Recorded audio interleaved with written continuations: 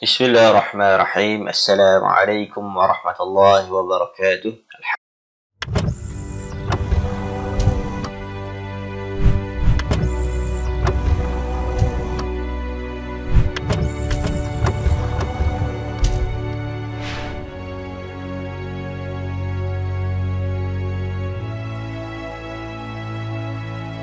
Bismillahirrahmanirrahim. Assalamualaikum warahmatullahi wabarakatuh. Alhamdulillah, bersama saya lagi pada hari ini Ustaz Ahmad Majdi bin Sanusi ataupun Cikgu Dipus.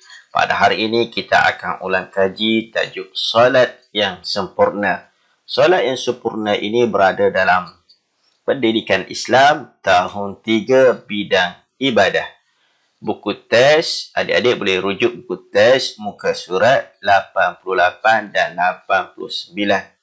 Jadi standard kandungan kita per hari ini untuk guru-guru 4.2 dan standard pembelajaran kita 4.2.1. Seterusnya bagi kita memulakan majlis kita pada hari ini, marilah sama-sama kita membaca doa. Bismillahirrahmanirrahim. Allahumma ftah alaina hikmataka wa anshur alaina min khazaini rahmatika ya arhamar rahimin. Alhamdulillahi rabbil alamin.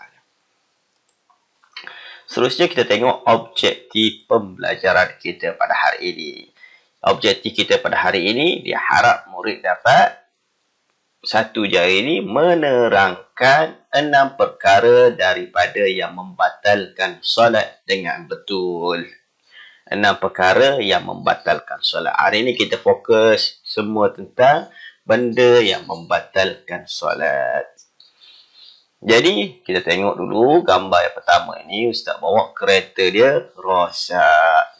Jadi, begitu jugalah dengan sembahyang kita. Sembahyang kita ini adalah alat untuk kita dekat dengan Allah. Jadi, kalau sembahyang kita rosak, tak pergi ke mana juga. Tak sah sembahyang kita.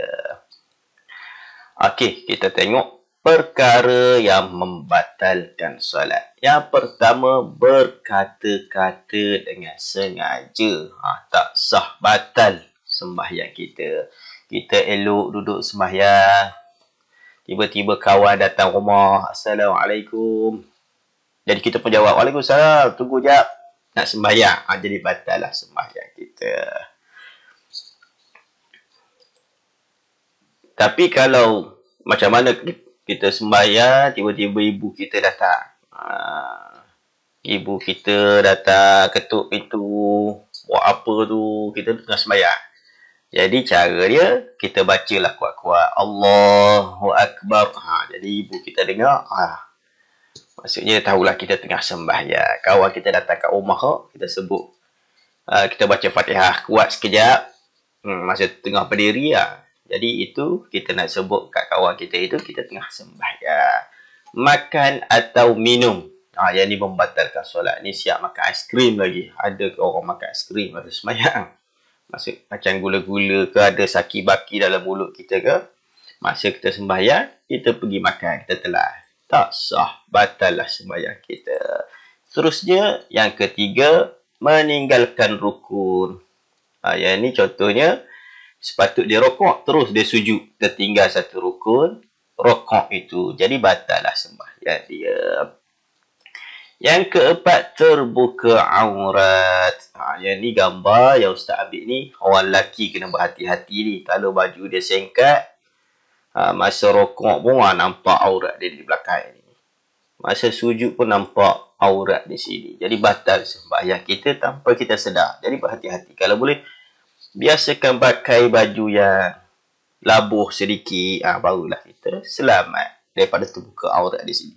Sama juga dengan wanita, kadang-kadang terbuka masa sujud. Kain sembahyang dia tu, telekong dia tu terbuka nampak kaki. Itu pun juga batal solatnya. Yang kelima, terkena najis pada badan atau pakaian atau tempat solat.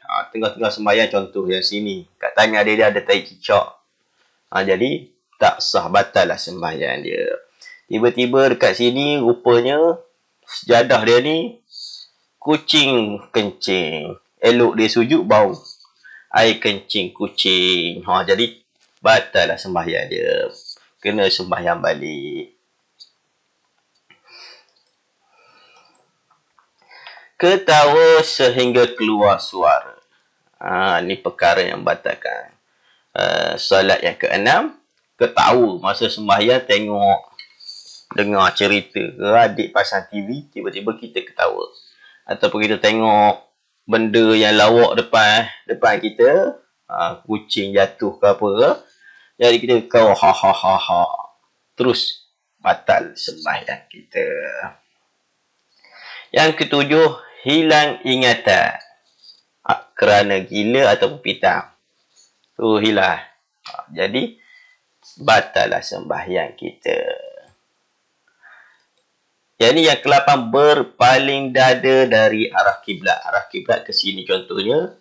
Tiba-tiba kita tengok dalam gambar tu dia tengok kereta dia, dia tengok sebelah. Jadi dada sudah beralih, jadi tak sahlah sembahyang, batal lah sembahyang dia. Yang ke-9, berubah niat, ubah waktu atau jenis solat. Dalam ni disebut zuhur atau asar ni. Duduk tengah sembahyang, aku ni sembahyang zuhur ke asar. Masa awal-awal niat tadi nak sembahyang zuhur, tapi baru-baru dia sedar, rasa dah sembahyang zuhur tadi. Tiba-tiba dia ingat macam tu. Mungkin dia tidur lama ke, sedar-sedar terus bangun sembahyang, ambil air sembahyang terus sembahyang. Asar ke zuhur?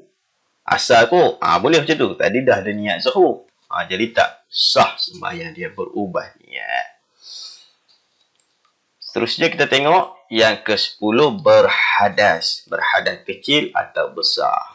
Terkentut. Itu hadas. Hadas kecil. Ataupun tak, sudah sembahyang-sembahyang baru teringat. Tak ambil air sembahyang lagi. Tadi pergi tandas, buang air kecil. Ataupun air besar.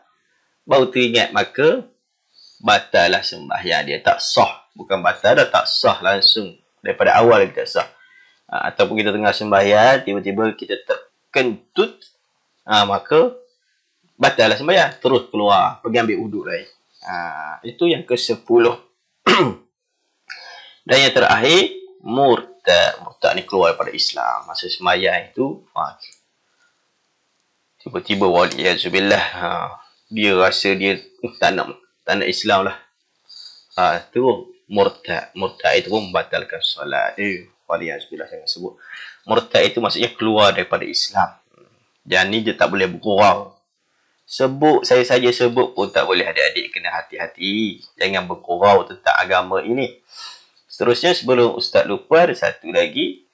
Yang ini dalam mazhab kita, berulang-ulang menggerakkan anggota dengan sengaja 3 kali berturut-turut atau lebih. Anggota-anggota yang besar sahaja seperti kepala, badan, tangan dan kaki. Maksudnya bergerak berturut-turut. Garu 1, 2, 3. Itu tak boleh tu.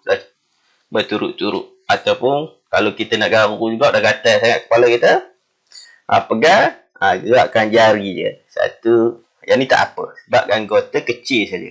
Itu cara dia. Duduk diam. Gerak pula. Garu. Tak apa. Jangan berturut-turut. 1, 2, 3.